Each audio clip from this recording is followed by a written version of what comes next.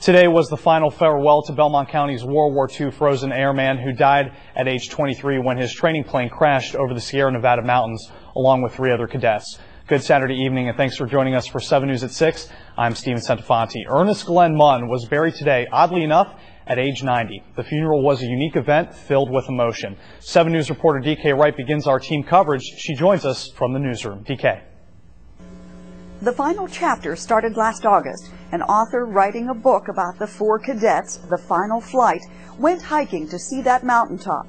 He noticed a gold ring sparkling, and then he realized he had found the body of Ernest Glenn Munn. He was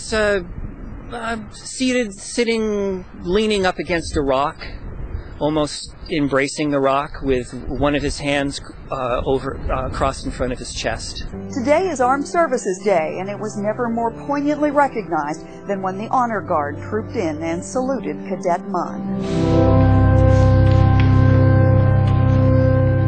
Congressman Charlie Wilson spoke of how Glenn Munn asked his mother never to cut her long hair. She died at age 102, having honored his request.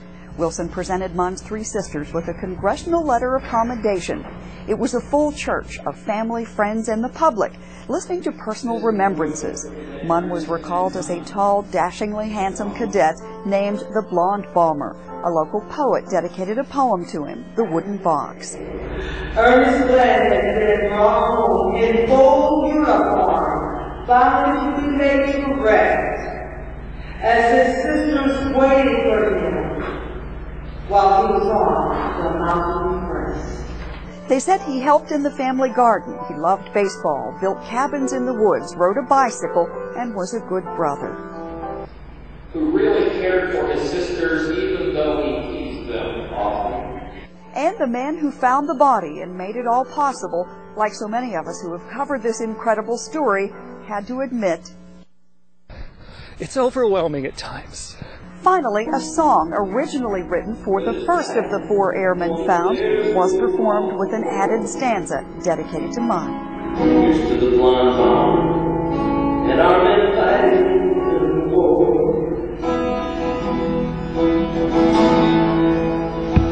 The life goes on here on Main Street. The book, The Final Flight, comes out in bookstores everywhere in 2009.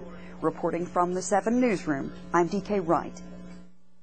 Okay, DK, thanks so much. Munn's body was laid to rest immediately following the church service. He's now in the family plot next to his mother and father. Jerry Eshman continues our team coverage from there.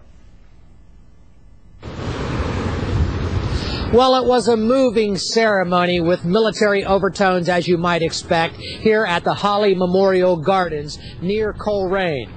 10 motorcycles of the Patriot Guard were the first to arrive. Then it was the family car and the hearse. The sky alternated between clouds and sun, and there was a stiff breeze and even a few raindrops from time to time. Munn's 3 sisters were escorted to their seats. The casket, draped in an American flag, was then carried down the hill while a chaplain read Psalm 23. Then there was a 21-gun salute and the playing of taps.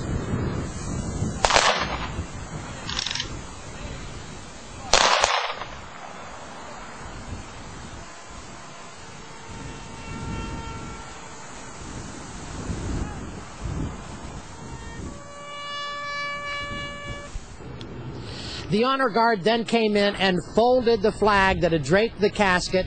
That very flag was then given to one of his sisters. The other 2 sisters also received folded American flags. U.S. Congressman Charlie Wilson was among the dignitaries here, and of course it was the Wilson Funeral Home that handled the arrangements. So Ernest Munn, who died all the way back in 1942 in a plane accident, his body not being found until last year, finally comes home and is put to rest here in Belmont County. Another U.S. Army airman was also found there. 2 from the crash have yet to be found. Reporting near Coleraine, I'm Jerry Eshman.